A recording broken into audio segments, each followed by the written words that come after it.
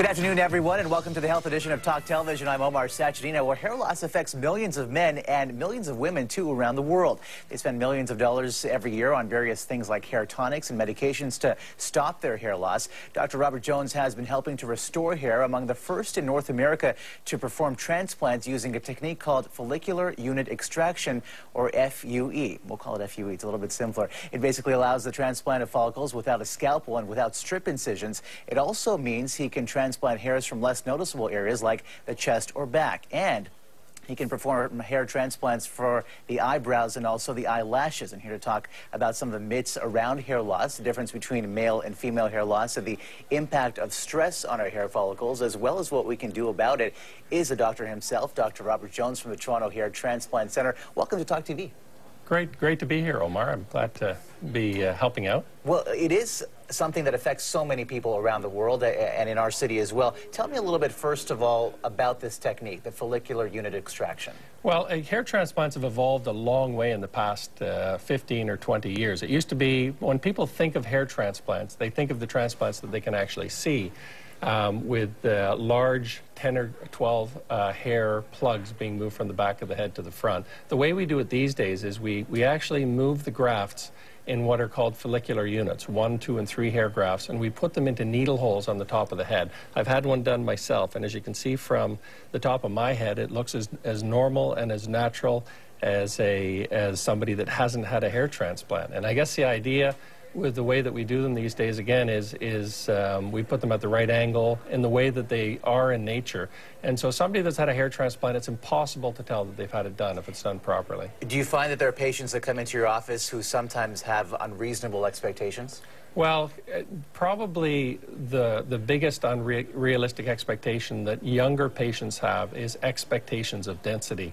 What I always tell patients is I'm not creating new follicles, I'm just moving around hair that you already have, and that's why you have to be happy. We can create sort of 50 or 60 follicular units per square centimeter, but it's still not as dense as it was when you were 19 or 20 years of age. So I'd say that's, if you look at my hair, it is thin. It's not the thick hair that you get when you're 20 years old, but it's better than being bald. Because sometimes you see actual stitching work being done on heads, but I'm looking at it now, and I don't really see any actually of that. Wouldn't see. It does look quite natural. Yeah, but you wouldn't see that. It actually, years ago, what they used to do is just take a plug or core out a big plug about probably half a centimeter or even a centimeter across, and they would just plug the hair from the back into that, so you got that doll's look appearance. But they actually didn't stitch it in place. But it's just those big 12 hair grafts that stick straight up that become very obvious. But that's obviously not the way that we do it these days. We've got our live example here in front of us. Let's see if we can get to some before and afters if you are watching us on television, and perhaps you can walk us through. So this picture to the right, or left, I should say, this individual, this man, obviously suffering from hair loss in the crown area, and then the results seem to be pretty good. How long did that take, that process? Well, it usually takes about 3 months to start to grow after the transplant, and a full year to get the final results. So it does take a little while to see the results, but in a way that's good because it's not a dramatic change. Since it comes in over the course of a year, you can tell people that you've changed your diet, or, so people are quite interested in sort of hiding the fact that they've had this done, and since it comes in so slowly, they can do that. So these are multiple sessions over a few months? Well, no, we do one session, but it just takes months to come in. So we can do 3,000 or 4,000 grafts, or 8,000 or 10,000 hairs in a sitting, but it just takes a year to come in. Like, what happens after the transplant is the hair actually sheds, and then it starts to grow about 3 months after. But before it really thickens up, takes a full year. You touched on something interesting. You said that there are a few younger patients who come into your office, and sometimes when we think about this hair loss, we think about men and older men, middle-aged men.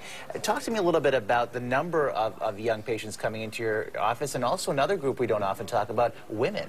Well, first of all, for the young men, they say 20% of males age 20, 30% age 30, 40% age 40, 50% age 50, and by the time you're 60 or 70, there's like 60 or 70% of the population experience some hair loss. Now, over the age of 50, over half of females are experiencing some hair loss as well. Now, it's a huge part of my practice just because it's a devastating problem for females. They, with males, if you're losing your hair, you can shave your head, but for females, there's no There's no way around it. You know, they can, but there are fortunately things you can do to treat women's hair loss, and I'd say 80 or 90% of the women that come through the door, usually there's something that I can do for them to help them out. And are certain races or ethnicities predisposed to this than others? It's probably pretty well the same. I see it. It's across the board. You know, every race, creed, color, all experiencing hair loss. It's probably some races. I find especially East Indians are very concerned with hair loss, and they just. But you know, generally speaking, it affects everybody equally. And in terms of people being receptive to it, are you finding that there's still a stigma, or are people willingly less and less so, you know? And the other thing is that there's a number of options that I can offer people. It's not only a hair transplant. There's medical treatments, cosmetic treatments, a lot of different things that's offered. I've got a book that's available through my website that goes through all the options. It's free. You can download the book for free. Basically goes through all the different options, all the different treatments, and all the different causes of hair loss. So, you know, if people are interested in finding more, probably the best thing is to download the ebook, read through it. You could probably do it in a few hours. It's got a good summary of just all the possible treatments, causes of hair loss. And just give us that website once again. It's drrobertjones.com. Easy. Excellent. Yeah. We're going to take a quick break. Lots of questions.